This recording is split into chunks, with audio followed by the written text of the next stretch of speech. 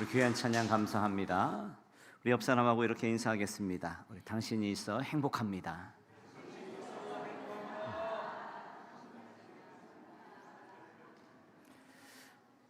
오늘은 유감 부활절 홀대 40대 1이라는 제목으로 말씀을 증거하려고 합니다. 이 제목은 청파교회 김기성 목사님의 세미나를 참석했을 때에 소개해 준 글의 제목이었어요. 유감스럽다. 부활절이 홀대받고 있다라는 뜻인데 의미는 이렇습니다. 우리가 40일의 사순절을 묵상을 하면서 정작 기뻐해야 될 부활절은 하루만 기뻐하고 있구나, 그런 의미입니다. 그래서 우리가 부활절에 대한 이야기들을 조금 더 풍성하게, 더 많이 나누는 것이 좋겠다. 그 이야기를 들으면서 제가 정신이 번쩍 들었습니다. 요즘 아이들 말로는 폭풍 공감이라 그러죠. 공감이 되는 거예요. 생각해보니 저도 그랬습니다. 저도 사순절 특별 새벽기도에 40일 내내 십자가 고난을 묵상을 했는데 부활에 대한 말씀은 사실 거의 묵상하지 못하고 있는 보게 됩니다. 자, 그 교수님이 말합니다. 만약 예수님의 그리스도의 부활이 없었다면 십자가는 한 유대인의 비극적인 안타까운 죽음에 불과할 뿐이다. 저는 이 말에 정말 공감합니다. 100번 1000번 맞는 말입니다. 부활이 없었다면 아무 의미가 없다는 것. 부활하신 주님을 만났던 제자들을 한번 보십시오. 그들의 인생이 180도로 바뀝니다. 부활을 확신했기 때문에 순교까지도 각오하고 그 일들을 감당할 수 있었습니다. 만약에 부활이 거짓말이라면 왜 그들이 목숨까지 버리면서 그 거짓말을 지켰겠습니까? 이것이 바로 부활에 대한 강력한 정황적 증거라고 할 수 있죠. 기독교는 부활절이 무척 중요한 날로 지켜지고 있습니다. 부활절은 기독교의 가장 큰 절기죠. 다들 알고 계시겠지만 조금 더 부연 설명을 하면 사순절은 무엇인가? 사순절은 예수님이 십자가를 지시고 죽기 전까지의 그 40일의 여정, 그 고난의 여정을 우리가 함께 동참하는 시간, 그래서 사순절로 지키고 있습니다. 자, 그러면 왜 40일인가라는 생각도 한번 생각해 볼 수가 있겠죠. 성경에서 이 숫자는 굉장히 중요합니다. 우리가 3 하면은 하나님의 숫자라고 얘기를 합니다. 성부, 성자, 성령. 창세기 때 보면은 하늘도 3층천으로 이루어져 있었습니다. 방주를 지을 때도 3층으로 지었습니다. 예수님이 부활하신 것도 3일 만에 부활을 하시죠. 이처럼 3이라는 숫자는 완전한 숫자요, 하나님의 숫자입니다. 거기에 4라는 숫자는 3이 하나님의 숫자인 반면에 4는 땅의 숫자, 사람의 숫자라고 이야기를 하죠. 모든 피조물을 의미합니다. 땅의 모든 영역을 동서남북 4개로 나누고 있습니다. 에덴에서 흘러왔던 그 물줄기가 4개의 물줄기가 흘렀다라고 말을 하죠. 에스겔과 요한계시록을 살펴보면은 거기에 나오는 환상도, 거기에 나오는 얼굴도, 동물도 전부 4마리 또 4개로 이루어져 있습니다. 자, 오늘 이 4라는 숫자, 사람과 땅의 숫자 4에다가 곱하기 10을 하면 40이라는 숫자가 됩니다. 이 40이라는 숫자도 마찬가지로 땅의 숫자, 사람의 숫자라고 할 수 있죠. 왜냐하면 하나님이 이 40이라는 시간을 통해서 훈련과 시험과 연단을 하셨기 때문입니다. 노아의 홍수 때 비가 며칠을 왔습니까? 40일이 왔어요. 광야 생활을 몇 년을 했죠? 40년을 했습니다. 모세는 며칠을 금식하고 십계명을 받았습니까? 40일을 금식하고 십계명을 받습니다. 부활하신 주님이 이 땅에 머무신 시간이 며칠입니까? 40일이죠. 십자가를 지시기 전에 고난당한 시간도 40일. 그래서 우리가 사순절을 지키고 있는 겁니다. 자, 부활절 홀대 40대 1이라는 그러한 의미가 점점 분명해집니다.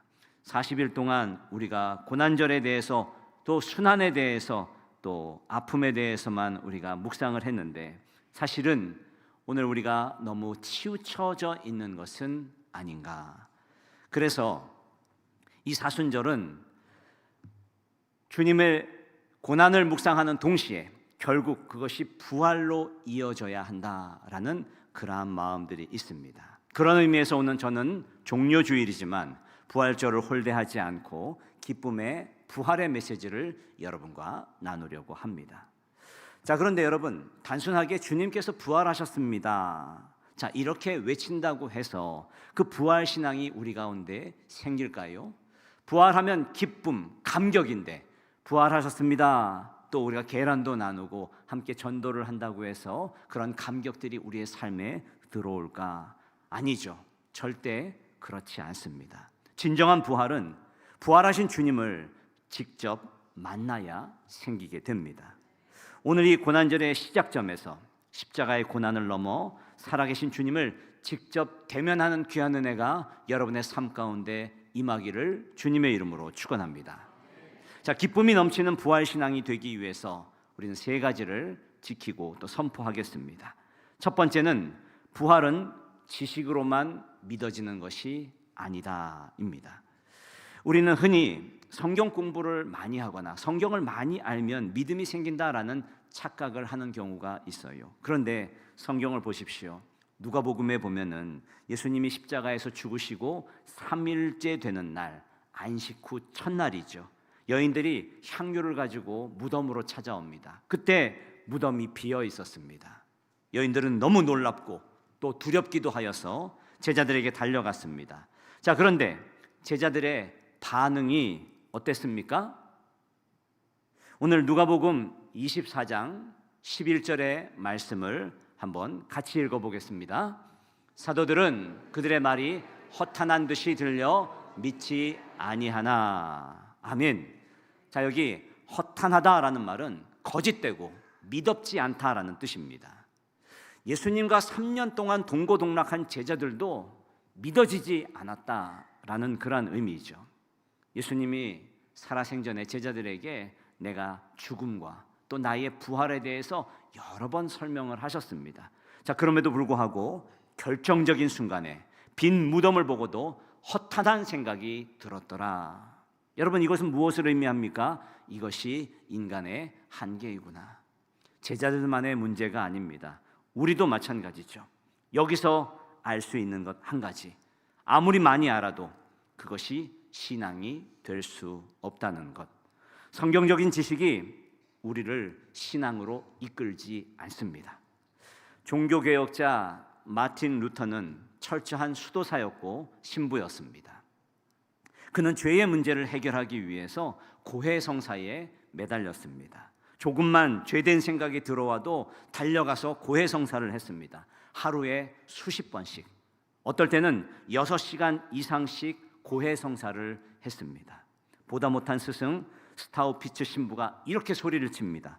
루터, 제발 그만 좀 오게. 자네는 지금 가짜 죄를 가지고 진짜 용서를 구하고 있네. 자네가 지금 하나님께 화를 내고 있는 거야. 다음에 올 때는 사람을 죽였거나 간음을 했거나 하는 진짜 큰 죄를 가지고 오게. 오죽했으면 이렇게 말을 했겠습니까? 종교적인 노력과 평안을 얻으려고 했지만 결국 마음이 무거워지던 어느 날, 로마서 1장 17절의 말씀, 그 말씀을 루터는 평소에 싫어했다고 합니다.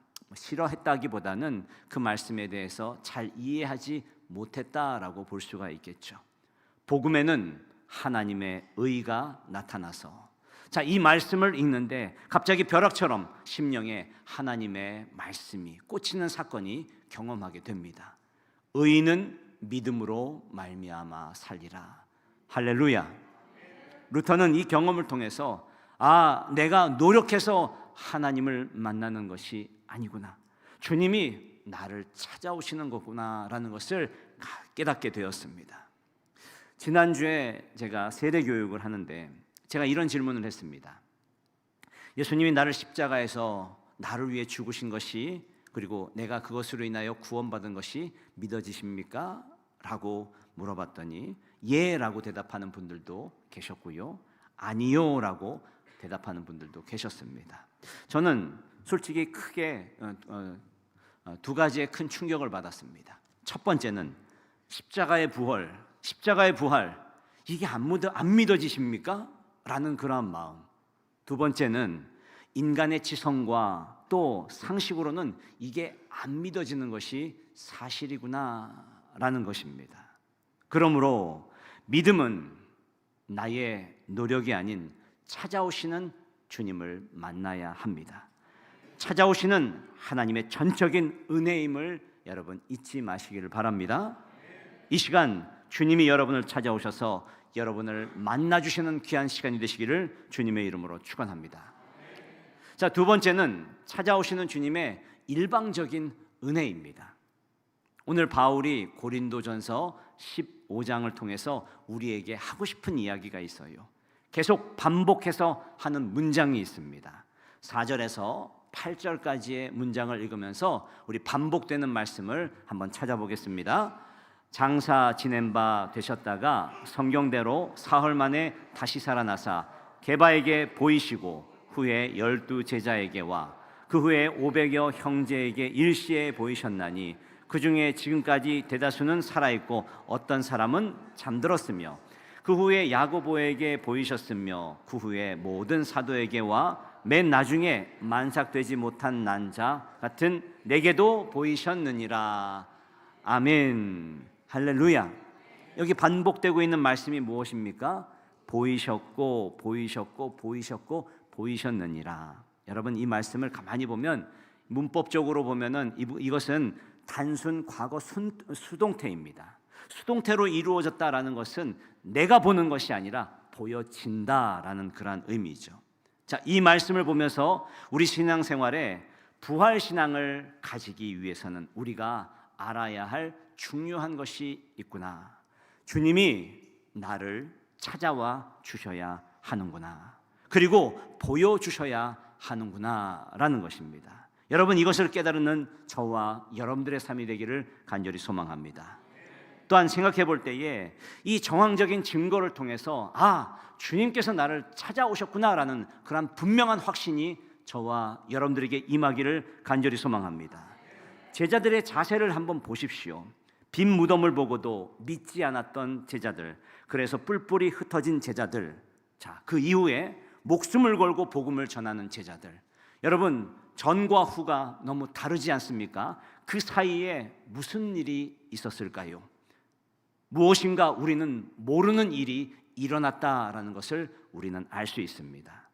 바울은 이것을 우리에게 힌트를 주고 있어요. 그 사이에 무슨 일이 일어났는지 오늘 8절 말씀을 한번 같이 읽어보겠습니다.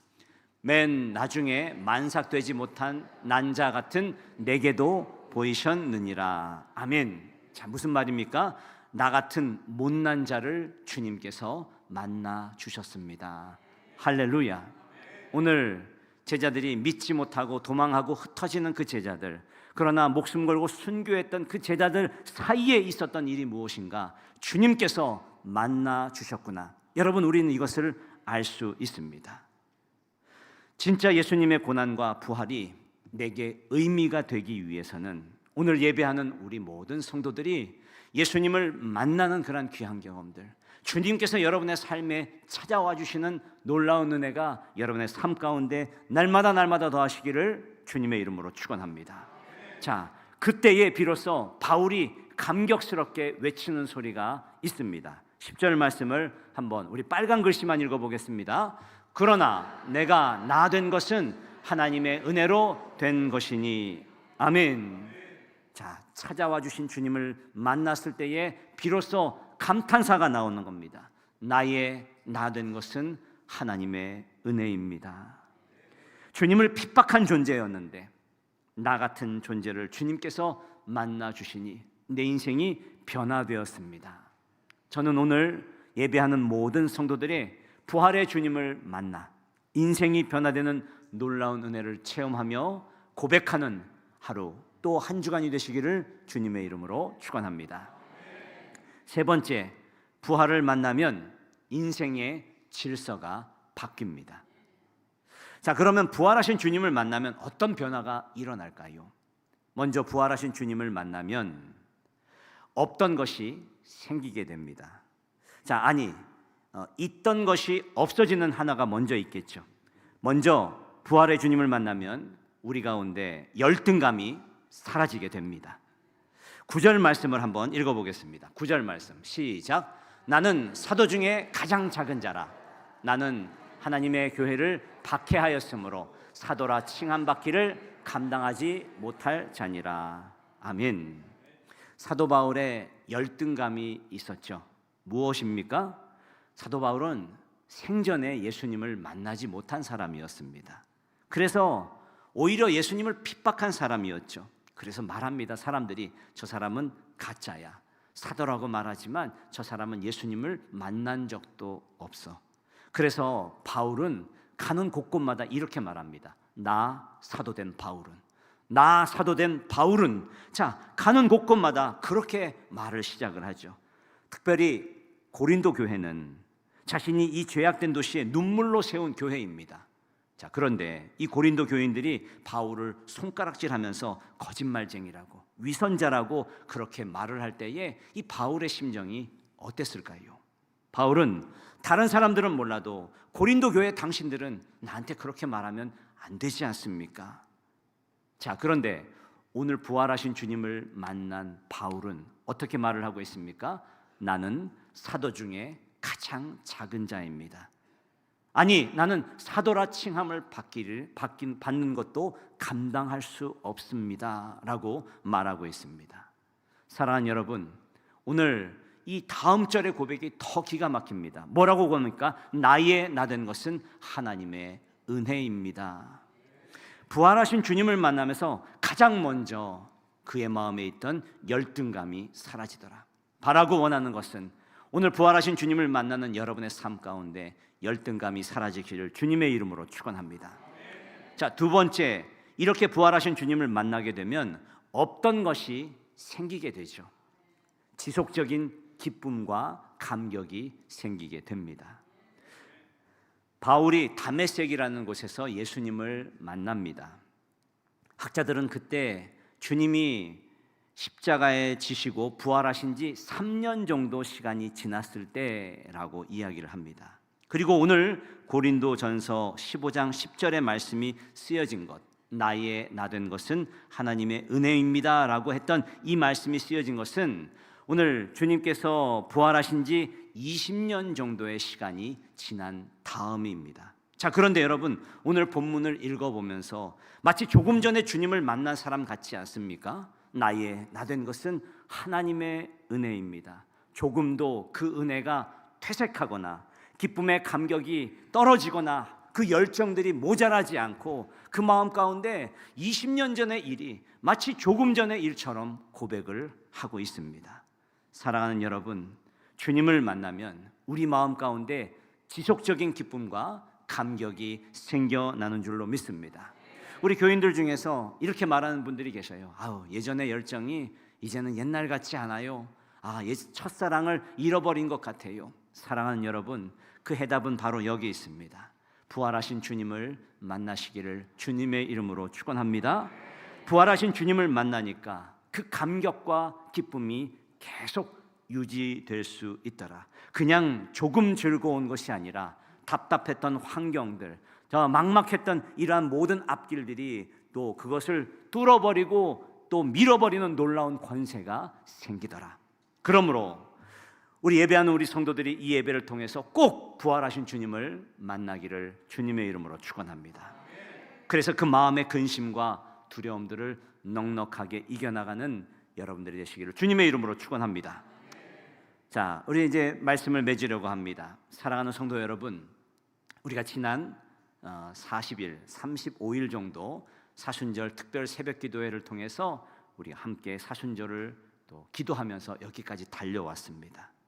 이 거룩한 영적인 여정 35일째가 되죠. 이제 앞으로 얼마 남지 않았습니다. 아마 한 33일 정도 됐을 때에 저희 딸이 이렇게 얘기를 합니다. 아빠, 이제 그만하면 안 돼? 난 도저히 못하겠어. 이제 그만해.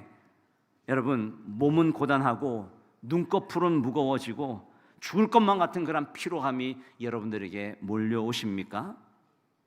오늘 여러분 기독교의 심장부인 고난주간의 문턱에 서 있습니다. 마지막 한 주간을 잃어버리지 않는 저와 여러분들의 삶이 되기를 간절히 소망합니다. 자, 이 주간은 우리가 고난으로 끝나는 것이 아니라 부활의 영광까지 바라봐야 이 40일의 여정이 의미가 생기는 겁니다. 40일의 여정을 우리가 왜 했을까요? 왜 새벽을 깨우며 기도했을까요? 오늘 고난을 묵상하기 위해서 맞습니다. 그러나 그 고난 뒤에 있는 부활의 영광에 참여하기 위해서 우리가 있음을 꼭 잊지 마시기를 바랍니다. 자, 그 부활절 날 주님이 여러분의 삶 가운데 찾아와 주시고 직접 대면하는 놀라운 은혜, 주님 내가 여기 있습니다, 찾아와 주시는 은혜가 여러분의 삶 가운데 임하기 간절히 소망합니다. 35일간의 쌓아온 기도와 에너지는 우리 내일부터 시작되는 고난주간의 십자가를 통해 결국 부활의 영광으로 터져 나올 것입니다. 바울의 고백이 오늘 여러분들의 고백이 되기를 소망합니다. 나의 나 된 것은 하나님의 은혜입니다. 자, 우리 따라해 보겠습니다. 나의 나 된 것은 하나님의 은혜입니다. 40일의 특세가 끝나고 나면 여러분들을 짓눌렀던 열등감들이 예수의 이름으로 다 없어지기를 축복합니다. 세상이 감당 못할 부활의 감격과 기쁨이 여러분의 생활과 삶과 가정에 날마다 넘쳐나기를 소망합니다. 환경의 두려움, 또 전쟁의 소식들, 자, 이런 조건에 휘둘리지 마십시오. 죽음까지도 이기신 부활의 주님이 우리와 함께 하심을 믿고 한 주간도 믿음으로 승리하는 저와 여러분들의 삶이 되기를 주님의 이름으로 축원합니다.